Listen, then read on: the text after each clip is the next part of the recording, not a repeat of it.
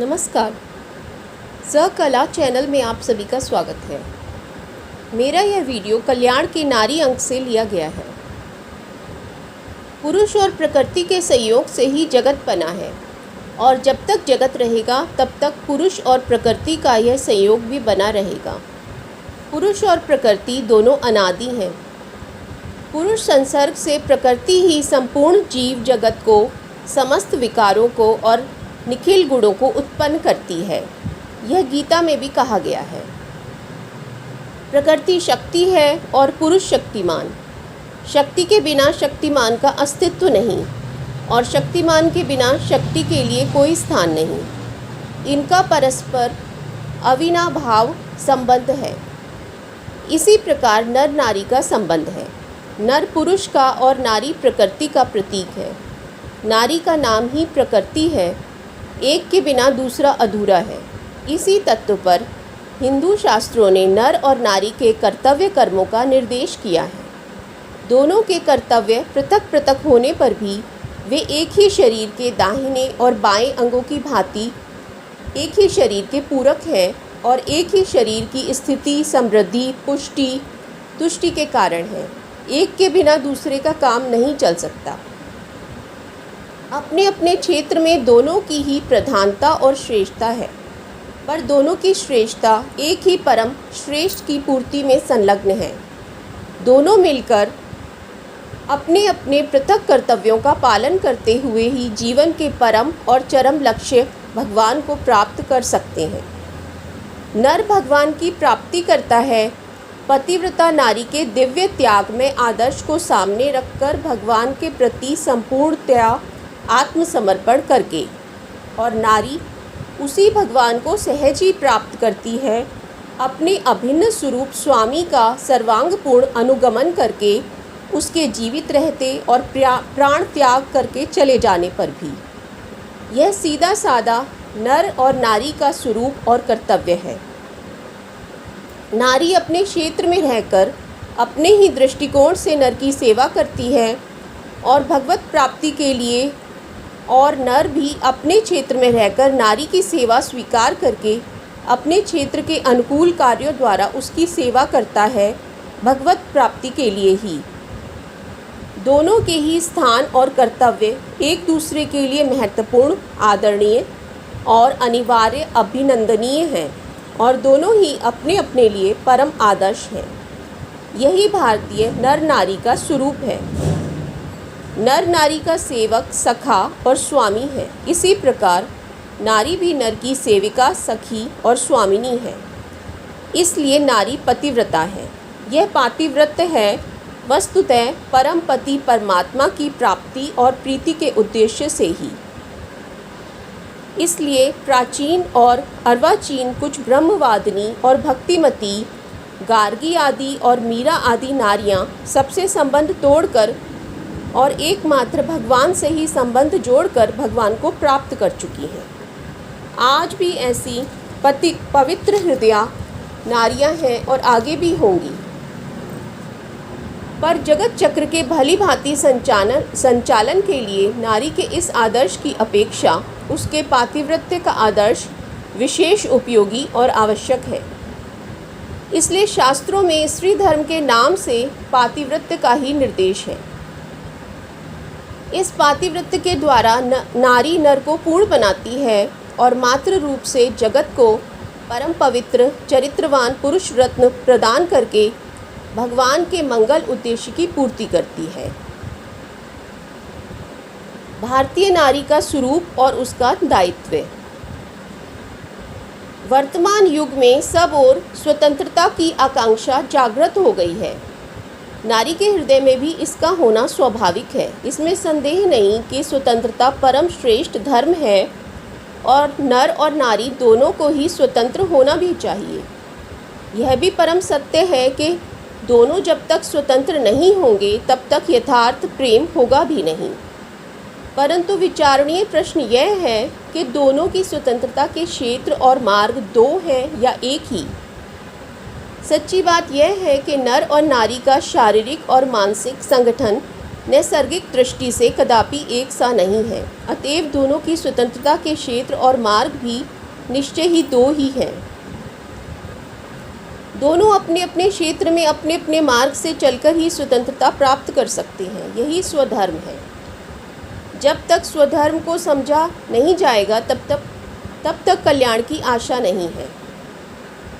स्त्री घर की रानी है, साम्राज्ञी है। घर में उसका एक छत्र राज्य है, पर वह घर की रानी है स्नेहमयी माता और आदर्श गृहिणी के रूप में। यही उसका नैसर्गिक स्वातंत्र्य है। इसी से कहा गया है कि 10 शिक्षकों से श्रेष्ठ आचार्य है, 100 आचार्यों से श्रेष्ठ पिता है और 1000 पिताओं की अपेक्षा अधिक श्रेष्ठा, वंदनीय और आदरणीय माता है। नारी का यह सनातन मातृत्व ही उसका स्वरूप है। वह मानवता की नित्य माता है। भगवान राम, कृष्ण, भीष्म, युधिष्ठिर, कर्ण, अर्जुन, बुद्ध, महावीर, शंकर, रामानुज, गांधी, मालवीय आदि जगत के सभी बड़े बड़े पुरुषों को नारी ने ही सृजन किया और बनाया है। उसका जीवन क्षणिक वैश्विक आनंद के लिए नहीं, वह तो जगत को प्रतिक्षण आनंद प्रदान करने वाली स्नेहमयी जननी है। उसमें प्रधानता है प्राणों की, हृदय की, और पुरुष में प्रधानता है शरीर की। इसलिए पुरुष की स्वतंत्रता का क्षेत्र है शरीर और नारी की स्वतंत्रता का क्षेत्र है प्राण, हृदय। नारी शरीर से चाहे दुर्बल हो, परंतु प्राण से वह पुरुष की अपेक्षा सदा ही अत्यंत सबल है। इसलिए पुरुष इतने त्याग की कल्पना नहीं कर सकता जितना त्याग नारी सहज ही कर सकती है। अतएव पुरुष और स्त्री सभी क्षेत्रों में समान भाव से स्वतंत्र नहीं है। कोई जोश में आकर चाहे यह न स्वीकार करे, परंतु होश में आने पर तो उसे यह मानना ही पड़ेगा कि नारी देह के क्षेत्र में कभी पूर्णतः स्वाधीन नहीं हो सकती। प्रकृति ने उसके मन, प्राण और अवयवों की रचना ही ऐसी की है। वह स्वस्थ मानव शिशु को जन्म देकर अपने हृदय के अमीरत से उसे पाल पोस कर पूर्ण मानव बनाती है। इस नैसर्गिक दायित्व की पूर्ति के लिए ही उसकी शारीरिक और मानसिक शक्तियों का स्वाभाविक सद्व्यय होता है। जगत के अन्य क्षेत्रों में जो नारी का स्थान संकुचित या सीमित दिख पड़ता है, उसका कारण यही है कि नारी बहुक्षेत्र व्यापी कुशल पुरुष का उत्पादन और निर्माण करने के लिए अपने एक विशिष्ट क्षेत्र में रहकर ही प्रकारांत से सारे जगत की सेवा करती है। यदि नारी अपनी इस विशिष्टता को भूल जाए तो जगत का विनाश बहुत शीघ्र होने लगेगा। आज यही हो रहा है। स्त्री को बाल, युवा और वृद्धावस्था में जो स्वतंत्र ना रहने के लिए कहा गया है, वह इसी दृष्टि से कि उसके शरीर का नैसर्गिक संगठन ही ऐसा है कि उसे सदा एक सावधान पहरेदार की ज़रूरत है। यह उसका पद गौरव है, ना कि पारतंत्र्य। जिन पाश्चात्य देशों में नारी स्वतंत्र का अधिक विस्तार है, वहाँ भी स्त्रियाँ पुरुषों की भांति निर्भीक रूप से विचरण नहीं कर पाती। नारी में मातृत्व है, उसे गर्भ धारण करना ही पड़ता है। प्रकृति ने पुरुष को इस दायित्व से मुक्त रखा है और नारी पर इसका भार दिया है। अतएव उसकी शारीरिक स्वाधीनता सर्वत्र सुरक्षित नहीं है, परंतु इस दैहिक परतंत्रता में भी वह हृदय से स्वतंत्र है, क्योंकि तपस्या, त्याग, धैर्य, सहिष्णुता, सेवा आदि सद्गुण सत स्त्री की सेवा में सदा लगे ही रहे हैं। पुरुष में इन गुणों को लाना पड़ता है, सो भी पूरे नहीं आते। स्त्री में स्वभाव से ही इन गुणों का विकास रहता है। इसी से नारी देह से परतंत्र होते हुए भी प्राण से स्वतंत्र है। नारी की यह सेवा महान है और केवल नारी ही इसे कर सकती है। एवं इसी महत सेवा के लिए सृष्टा ने नारी का सृजन किया है। नारी अपने इस प्राकृतिक उत्तरदायित्व से बच नहीं सकती। जो बचना चाहती है उसमें विकृत रूप से इसका उदय होता है। विकृत रूप से होने वाले कार्य का परिणाम बड़ा भयानक होता है। यूरोप में नारी स्वतंत्र है, पर वहाँ की स्त्रियाँ क्या इस प्राकृतिक दायित्व से बचती हैं? आज स्त्रियों में नारीत्व और मातृत्व का नाश होकर उनमें पुरुषत्व बढ़ रहा है और उधर पुरुषों में स्त्रीत्व की वृद्धि हो रही है।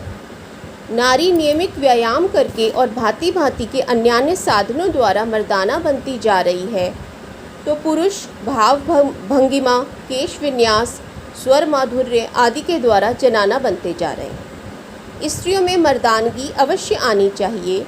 उनको रणचंडी और 10 प्रहरण धारिणी दुर्गा बनना चाहिए, परंतु बनना चाहिए पति पुत्र का अहित करने की इच्छा रखने वाले दुष्ट आतताइयों को दंड देने के लिए।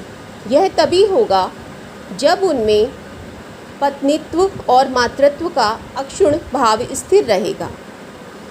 भारतवर्ष में तो नारी की रणरंगिणी, मुंडमालिनी, कराली काली के रूप में और सिंहवाहिनी महिषमर्दिनी दुर्गा के रूप में पूजा की गई है, परंतु वहाँ भी वह माँ ही है।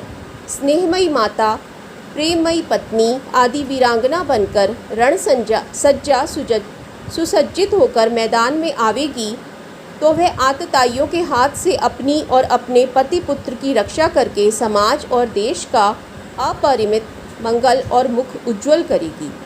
परंतु इस हृदय धन को खोकर, मन की इस परम मूल्यवान संपत्ति को गंवाकर केवल देह के क्षेत्र में स्वतंत्र होने के लिए यदि नारी तलवार हाथ में लेगी, तो निश्चय समझिए उस तलवार से प्यारी संतानों के सिर धड़ से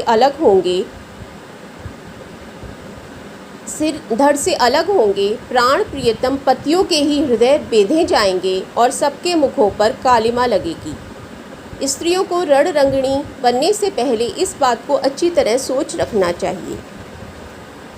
अत्याचारी अनाचारी का दमन करने के लिए हमारी माँ बहनें रणचंडी बने, परंतु हमारी रक्षा और हमारे पालन के लिए उनके हृदय में सदा अमीरस बहता रहे, वह तलवार हाथ में रहे ही नहीं।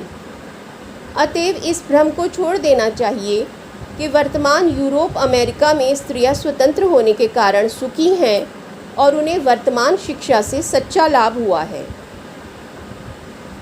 यदि मान भी लें किसी अंश में लाभ हुआ भी है, तो वहाँ का वातावरण, वहाँ की परिस्थिति, वहाँ के रस्मों रिवाज, वहाँ की संस्कृति और वहाँ का लक्ष्य दूसरा है और हमारा बिल्कुल दूसरा। वहाँ केवल भौतिक उन्नति ही जीवन का लक्ष्य है और हमारा लक्ष्य है परमात्मा की प्राप्ति। परमात्मा की प्राप्ति में सर्वोधन साधन है विलास, वासना का त्याग और इंद्रिय संयम। इसका ख्याल रखकर ही हमें अपनी शिक्षा पद्धति बनानी चाहिए, तभी हमारी नारियां आदर्श माता, आदर्श गृहिणी बनकर जगत का मंगल कर सकेंगी।